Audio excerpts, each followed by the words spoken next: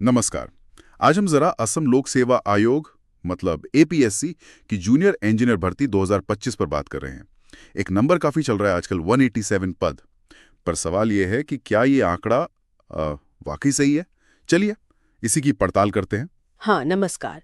ये 187 वाली बात थोड़ी कंफ्यूजिंग है। बिल्कुल, हमने जानकारी जुटाई है, जैसे जागरणजोश.com, अड्डा 24/7, फ्री जॉब अलर्ट जैसी वेबसाइट्स हैं, और जाहिर है एपीएससी की अपनी आधिकारिक वेबसाइट से भी। हमारा मकसद बस ये है कि इस भर्ती को लेकर जो भी थोड़ी बहुत क्या कहते हैं अस्पष्टता है उसे साफ किया जाए। सही बात है। तो शुरू करते हैं। ये 187 पदों की जो बात हो रही है, ये कहाँ से आई? क्या सच में एपीएससी ने 187 जेई पदों का कोई एक विज्ञापन निकाला है 2025 के लिए? देखिए, यहीं पर मामला थोड़ा पेचीदा है। हमने जो स्रोत देखे हैं उनके हिसाब से 187 पदों की किसी एक अकेली भर्ती का कोई पुख्ता रिकॉर्ड, मतलब कोई ठोस सबूत नहीं मिला है। अच्छा, तो फिर? असल में हुआ ये है कि एपीएससी ने 2025 में जूनियर इंजीनियर के लिए अलग-अलग विभागों में कई विज्ञापन जारी किए हैं, कोई एक 187 का नहीं। ओके, कई विज्ञापन। तो वो कौन कौन से हैं जिनकी पुष्टि हुई है? हाँ, मैं बताती हूँ। देखिए, एक तो थी 160 पदों की भर्ती। ये सिर्फ सिविल जूनियर इंजीनियर के लिए थी। सिर्फ सिविल 160 पद। हाँ, ये लोक निर्माण विभाग मतलब पीडब्ल्यूडी और पीडब्ल्यूबी के लिए थी। इसके आवेदन 17 अप्रैल से 16 मई 2025 तक लिए गए थे और योग्यता थी सिविल इंजीनियरिंग में डिप्लोमा। अच्छा, ठीक है। ये जानकारी कहाँ मिली? ये वाली जानकारी जागरणजोश.com, jobstree.in और करियर पावर जैसी साइट्स पर थी। ठीक है, तो एक 160 वाली हो गई। हाँ, और दूसरी थी 18 पदों की भर्ती। ये मृदा संरक्षण विभाग में थी। इसमें सिविल और कृषि दोनों के लिए मौके थे। अच्छा, 18 पद सिविल और कृषि। जी, इसके आवेदन 16 जुलाई से 15 अगस्त 2025 तक थे। योग्यता वही, संबंधित फील्ड में डिप्लोमा। इसकी जानकारी free job alert, recruitment officer और सरकारी रिजल्ट्स जैसे पोर्टल्स पर मौजूद है। ओके, 160 और 18, ये तो 178 हुए। 187 तो नहीं हुए? हाँ, रुकिए, एक और है। तीसरी जो भर्ती मिली है वो है कुल 177 पदों की। 177। हाँ, इसमें सिविल और मैकेनिकल दोनों इंजीनियरों के लिए पद थे। ये पद पीडब्ल्यूडी और जल संसाधन विभाग यानी WRD इन विभागों में थे। इसमें सिविल वालों के लिए आखिरी तारीख 16 मई थी और मैकेनिकल वालों के लिए 7 जून 2025 थी।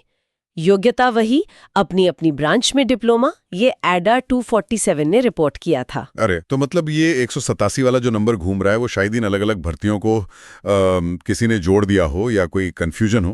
और एपीएससी ने खुद 187 का कोई एक विज्ञापन नहीं निकाला। बिल्कुल ऐसा ही लगता है। तो सबसे बड़ी एक भर्ती जो पक्की है वो 177 पदों वाली है, जिसमें सिविल और मैकेनिकल दोनों शामिल है। हाँ, आपने बिल्कुल सही पकड़ा।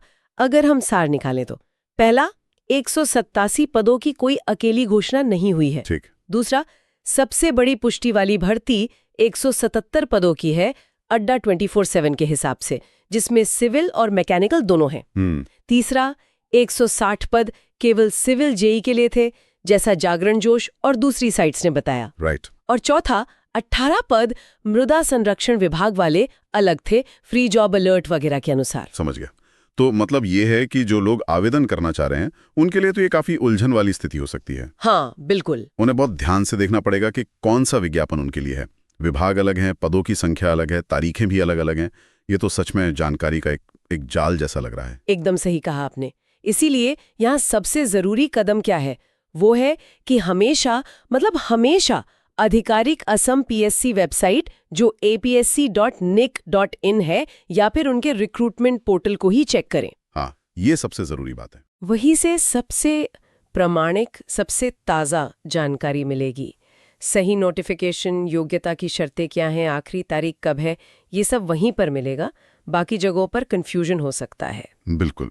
तो जो भी उम्मीदवार है, मान लीजिए कोई सिविल के लिए अप्लाई कर रहा है या मैकेनिकल के लिए, तो उन्हें वो खास विज्ञापन ध्यान से पढ़ना चाहिए। ये पक्का करना चाहिए कि वो सारी शर्तें पूरी करते हों और डेडलाइन से पहले अप्लाई कर दें। तो कुल मिलाकर आज की इस बातचीत से ये तो एकदम साफ है कि भर्तियों की खबरों में खासकर जब एक साथ कई विज्ञापन आते हैं तो ये संख्याओं को लेकर काफी भ्रम, काफी कंफ्यूजन पैदा हो सकता है। हाँ, होता है। और जरूरी यह है कि हमेशा आधिकारिक स्रोत मतलब ऑफिशियल वेबसाइट से ही जानकारी को दोबारा चेक करें, उसे पक्का करें, ताकि कोई सही मौका हाथ से ना चला जाए। बिल्कुल सही। और ये एक बड़ा सवाल भी उठाता है ना?